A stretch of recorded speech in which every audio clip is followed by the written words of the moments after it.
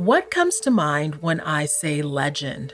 Or should I say who comes to mind? Maybe you think of a legendary superhero. Maybe you think of legends in books and in movies. One thing that all legends have in common is that they all have a great story. They are up against it, yet they still manage to survive and thrive. Today, I'm going to tell you about John Ware, a legendary man who's had a mountain and a ridge named after him, who could tame wild horses, who was so skilled that he once walked across the backs of his cattle to help a ranch hand in need. He cared deeply for his family and community and was considered the toughest of all the cowboys. Picture this. The dust is kicking up over the horizon. The sun is setting. You can see him coming, riding hard and fast. For this story, we're heading west. I'm Garvia Bailey, and this is Strong and Free from Historica, Canada, because Black history is Canadian history. And when I tell you the story of the legendary cowboy John Ware, what we're also getting into is the deep, long roots of Black people in the prairies. Black people who built communities that had a hand in building the prairie culture of our nation. First, I have to tell you something. I just learned that the word cowboy, the origin of the word, a word we use all the time, is not that great. You see, in the United States, prior to the Civil War, enslaved Black men and women would work on ranches, doing the hard work of roping cattle, branding, breaking, and caring for horses. They did that work alongside white ranchers. The white workers were called cowhands, but the enslaved Black workers were called cowboys. Boy, back then, was a common term of disrespect, ownership, and belittling. So yeah, the word cowboy was racist. Over time, the word evolved, and now we use it for anyone working with cattle.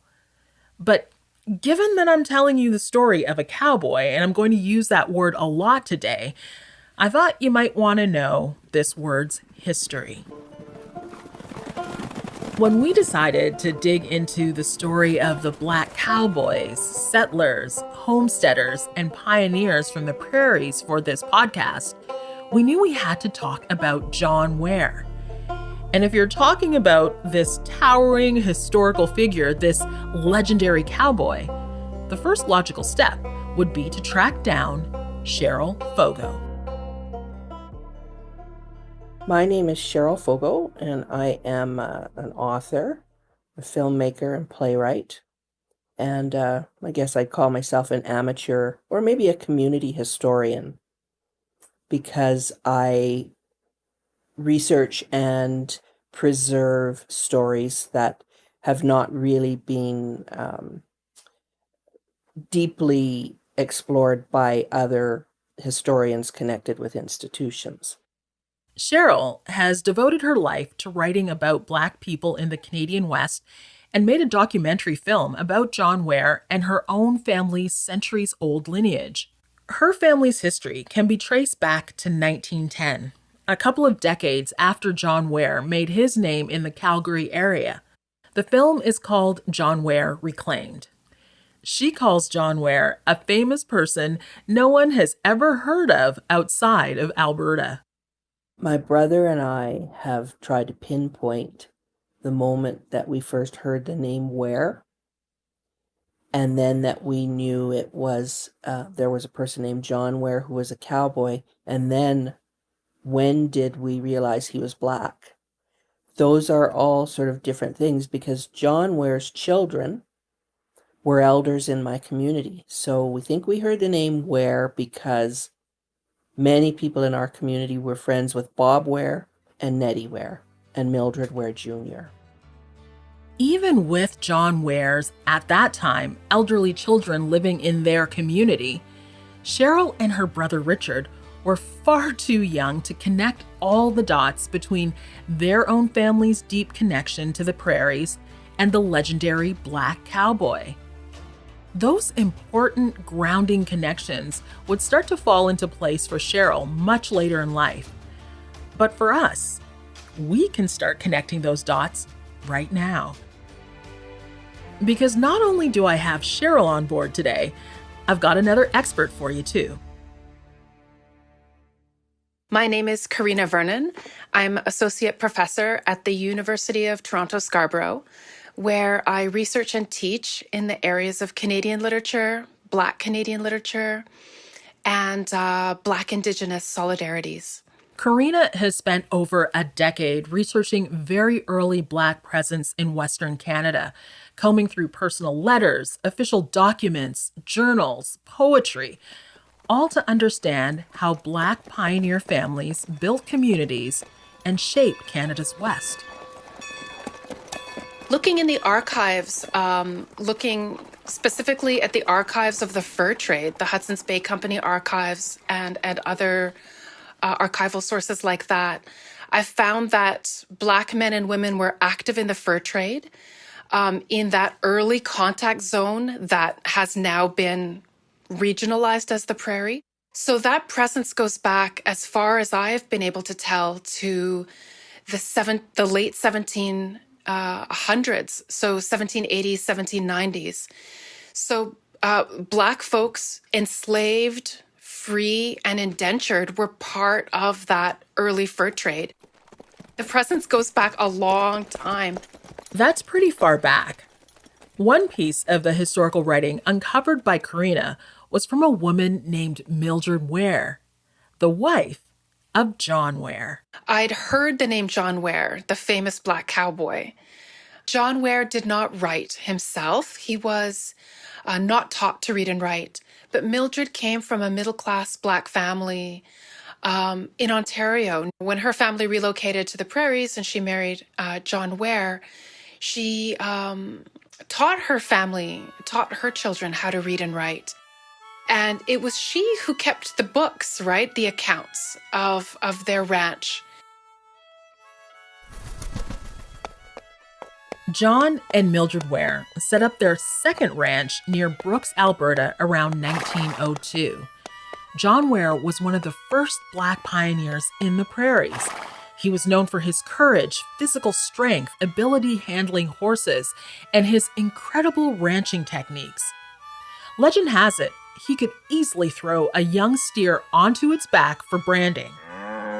Farmland in the area could get very dry, making it difficult to farm. And John Ware was one of the first in the region to irrigate his crops by using water from the nearby river. His crops flourished, and he always had hay for his cattle. For a formerly enslaved Black man, he was remarkable in the fact that he commanded respect throughout his community and beyond. But how did he end up in Alberta? For that, we have to go back to 1882. And although the records kept back then are incomplete, by all indications, John Ware was born in the American South.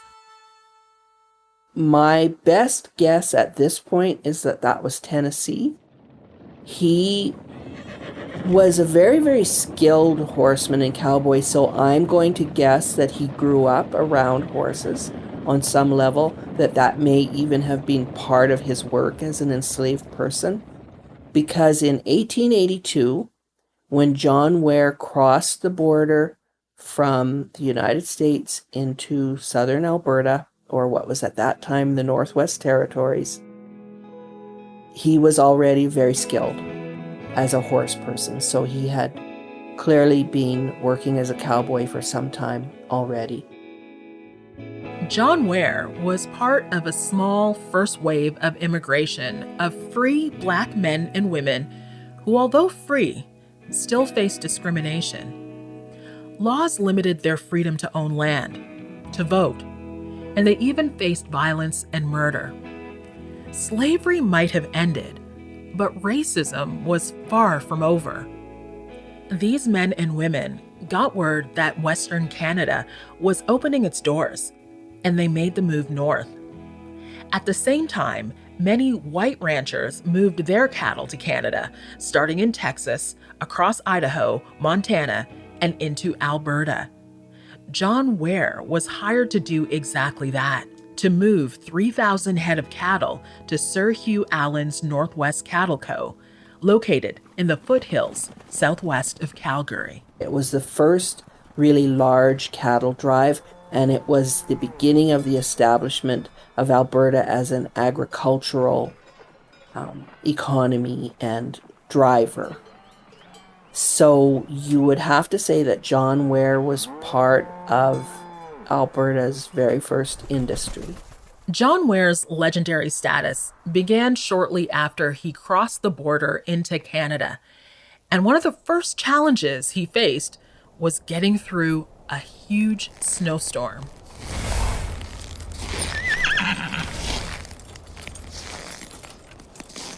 It was the type of blizzard that we get here that can kill people.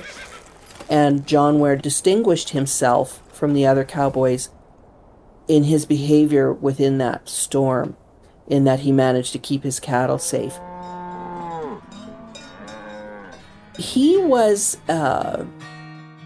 very smart about cattle and really, really good with horses. Horses responded to him, so he could ride horses that no one else could ride. He could ride horses that bucked everybody else off. So there were a lot of things that led to him becoming well known pretty quick. John Ware was making a name for himself. He had the respect of those who knew him, but some of the discrimination he faced in the United States followed him into Canada. There are documented stories of John Ware being refused entry to establishments in Calgary. Legend has it that a bartender who refused to serve the black cowboy ended up splayed out on the floor of his own bar after calling John Ware a derogatory name. Not being served at a bar is one thing, but there are stories of John Ware being asked to pay double the price for land as white ranchers. So even though Canada had opened its doors in the West, Black people were not necessarily welcomed by all. Newspaper clippings from when Cheryl's family arrived in 1910 refer to the unwelcome presence of Negroes. Politicians pushed against further immigration of Black people coming up from the United States. Under pressure from white Canadians in 1911, the government was set to ban the immigration of Black people to Western Canada for a year. Yes, the same country that was opening its doors wanted to ban Black people, but luckily, the ban did not go through. Not being served in a bar because of the color of your skin, well, that's racism. Not being able to buy land at a fair price or enter a country because of the color of your skin, that's systemic racism. That is, racism that's baked into the system of our society. By all accounts, John Ware took it in stride and continued to build on his reputation, a reputation that decades later would capture the heart and imagination of a young Cheryl Fogo. You would have to understand what it was like growing up in Calgary in the 50s and 60s, and how much of our identity as young people, and I'm talking about young people of all races who were Calgarians, was connected to horses and cowboys.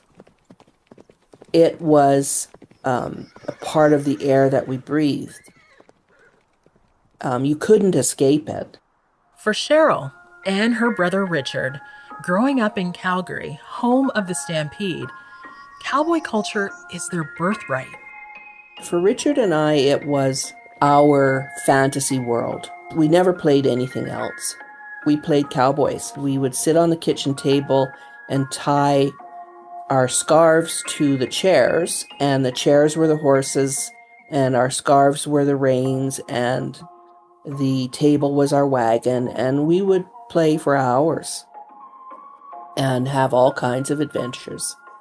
So that part of our identity, of our fun, of our escape from all the woes and cares of childhood was deep in our blood and bones.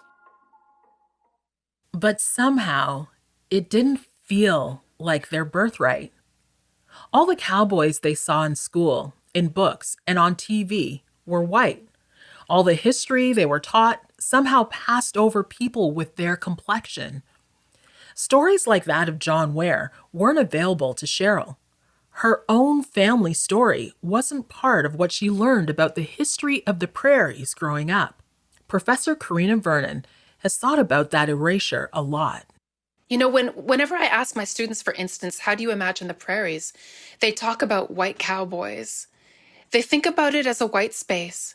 And that's because the official histories and the official cultural repositories erased Blackness, right? I say that it's not just Black folks who are robbed of our histories when we see our histories erased in this way, but all of us are robbed of our collective stories.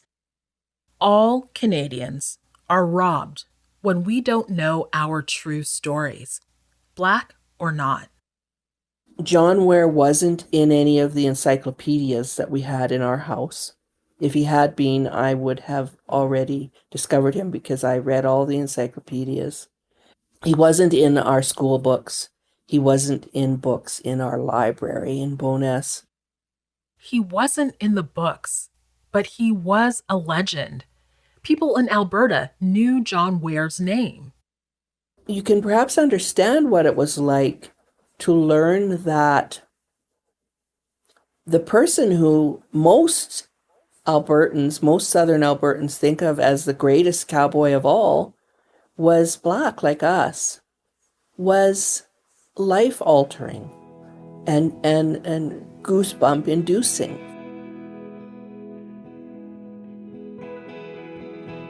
And then there's Cheryl's own family story.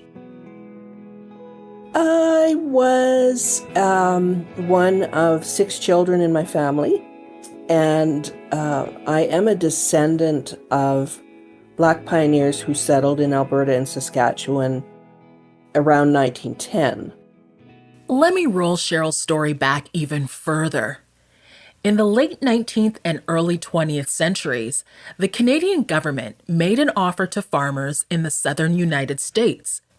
For a $10 filing fee, they could have 65 hectares of land if they agreed to cultivate a portion of it and build a permanent dwelling on it within 3 years. Cheryl's ancestors arrived in the early 1900s. This migration led to the creation of Black communities in Alberta and Saskatchewan. Cheryl's great-grandparents settled near Maidstone and Turtleford, Saskatchewan.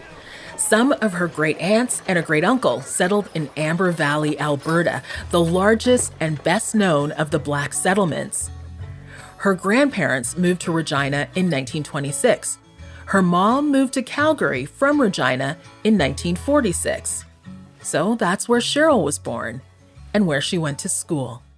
Almost everyone in my school classrooms were first generation or second generation Canadians, for the most part. I was aware maybe around grade 4, 5, 6-ish that my history in this part of the world was older than that we had been here longer. I wasn't looked upon as a long-time Canadian. Nobody would have picked me out of the pool of kids as the one with the deepest and longest roots in Western Canada. She was a Black girl, and the pioneers they had been learning about in school did not look like her. It wasn't until Cheryl was 10 or 11 that her older brother saw a photo of John Ware in the Glenbow Museum. A Black man, a cowboy who was part of that early Black presence on the prairies, just like Cheryl. That's when our love of cowboys and horses And all of that heritage that we grew up with in Calgary got married for me, because that was a heritage where I did not see myself reflected at all. The cowboy stories, that was a white world. That's when those two very separate parts of my identity, my Africanness and my cowgirlness, came together and were able to begin to be unified.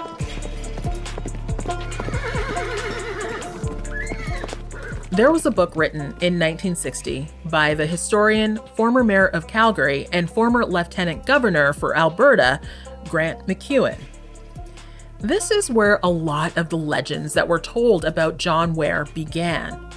The book is called John Ware's Cow Country. Cheryl does not love this book. I didn't read that book until I was quite a bit older, and I'm glad I didn't, because it's so hard to process. The book is so hard to process as a person of African descent. The language in the book that he assigns to John Ware is so awful and so jarring that I think I would have found it quite disturbing to read the book as a kid. Although well-meaning, the story of John Ware, as told by Grant MacEwan, skirted the line between historical fiction and historical fact. In his book, the recounting of the names given to John Ware were derogatory. And what's arguably worse, the book painted Ware as a lone black cowboy, ignoring the black presence that was there before, during, and after John Ware. The book was read by young and old and played a key role in how John Ware was viewed. But remember earlier, we talked about a large migration of formerly enslaved black families from the States in 1910. Well, they settled in Alberta, Saskatchewan, and Manitoba. They are all part of our story. So why don't we know their stories? Here's Karina again. History isn't neutral.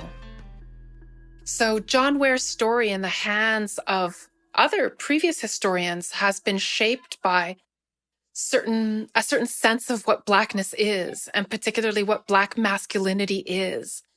And so John Ware's story comes to be told in a particular way that then confirms stereotypes about Black men, right? About not having the capacity or intellect, and being all physicality. And those are damaging stories. And I think it misshapes all of us as Canadians to not know our full history, to not know that there were Black fur traders, Black homesteaders, and that we've been there from the very beginning of the period of non-Native contact. And so the conversations that we're having in the present, the conversations around Black Lives Matter and tackling racism in all of our institutions. Well, if folks knew how long the story was, if folks knew how long Black people have been in Canada, have been in the prairies, and how long we've been searching for our freedom, then these conversations we're having about Black Lives Matter now wouldn't come as a surprise, right? We would know, this is a 300-year-long conversation.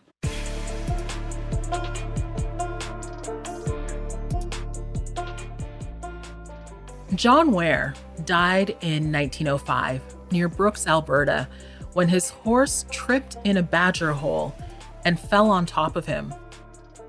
Mildred, his wife, died of pneumonia only a few months before him, both leaving behind 5 children, a ranch, a life of many accomplishments, and the legacy we are discussing today.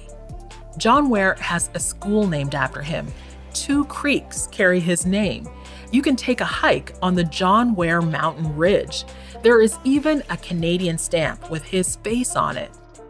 The cowhand lived from around 1850 to 1905, and in that time, against all odds, made a life and created a legacy here in Canada. But he wasn't alone. Only telling the story of John Ware, and it is an awesome story, is just as damaging as not telling the story of Black presence in the prairies at all. Through Cheryl's telling of her story and the story of the legendary John Ware, we get to color in some of the lines of our country's history. Black history is history, plain and simple. I want you to take away from this episode that John Ware was an exceptional rancher. His skills were legendary. They transcended racism. His excellence won't fade away. But what if we knew and remembered the stories of all the Black communities in the prairies?